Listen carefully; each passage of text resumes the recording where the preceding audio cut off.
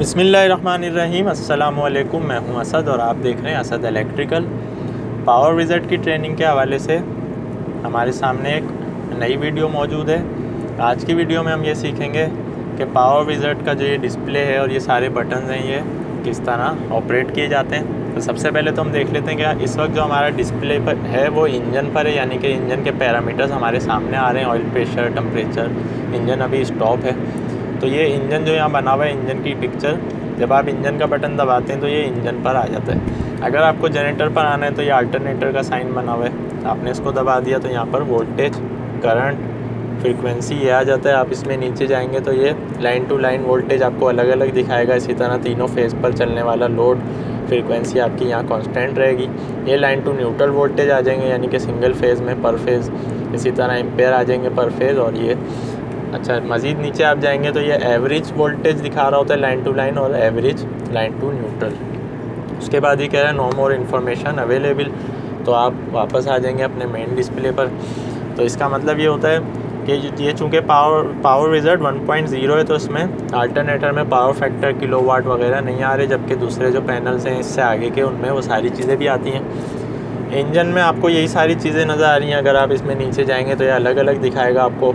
यहाँ पर आप देख सकते हैं लिखा हुआ नहीं आ रहा है कि क्या है। जब आपको देखना है कि ये क्या है तो आप इसको नीचे जाएंगे। ऑयल प्रेशर है, ये कूलेंट टेम्परेचर है, ये इंजन स्पीड है, ये बैटरी वोल्टेज है, ये इंजन के आवर्स हैं। उसके बाद ये नो मोर इन्फॉर्मेशन अवेलेबल। तो इंजन के पैरामीटर्स फ़िलहाल यही होते हैं। ये एरोज़ हैं, लेफ़्ट, राइट, अप, डाउन। ये एस्केप और इंटर का बटन होता है। इससे हम मेन मेन्यू में जाते हैं। आप देख सकते हैं डिस्प्ले पर जब हम ये दबाते हैं तो हमारा मेन मेन्यू आ जाता है। उसके बाद फिर हमें जिसमें भी इंटर होना हो, मसलन हमें कॉन्फ़िगरेशन में इंटर होना है, हम इंटर हो गए। हमें सिक्योरिटी में इंटर होना है, हम इंटर हो गए। हम वापस आना चाह रहे हैं तो एस्केप से वापस आ जाते हैं। सेट पॉइंट्स में जाना है तो इंटर हो गए, फिर हम वापस आ गए। इस तरह ये बटन हमारे काम कर रहे होते हैं। अगर आपको यहाँ पर आके कोई कन्फ्यूजन हो रही है, आपको नहीं समझ आ रहा बाहर कैसे निकलें, तो आप या तो अल्टरनेटर या इंजन का बटन दबा देंगे तो आपका मेन डिस्प्ले आ जाएगा दोबारा से, फिर आप उसको शुरू कर सकते हैं। रेड बटन स्टॉप का है, येलो ऑटो का है और ग्रीन जो है वो रन का है। तो अगर आप तो मैनुअल चलाना चाह रहे हैं इंजन को तो आप ग्रीन बटन दबाएंगे, इंजन आपका स्टार्ट हो जाएगा, रेड से स्टॉप हो जाएगा।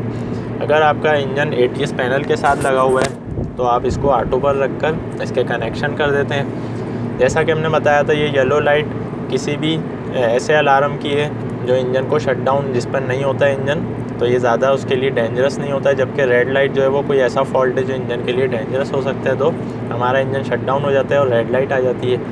ये एक्नॉलेज का बटन है, ये टेस्ट लैम्प का बटन है। तो टेस्ट लैम्प जब आप दबाएंगे तो आपके जितने लैम्प काम कर रहे हैं आप देख सकते हैं, ये तीनों, ये वाला भी सिवाय एक के आपके बाकी लैम्प्स काम कर रहे हैं।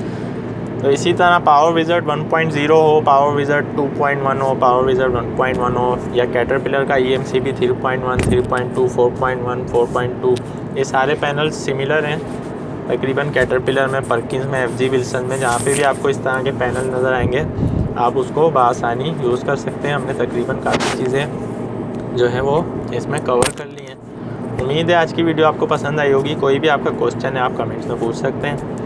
आज की वीडियो के लिए इतना ही। नेक्स्ट वीडियो तक के लिए इजाज़त दीजिए। अल्लाह हाफ़िज़।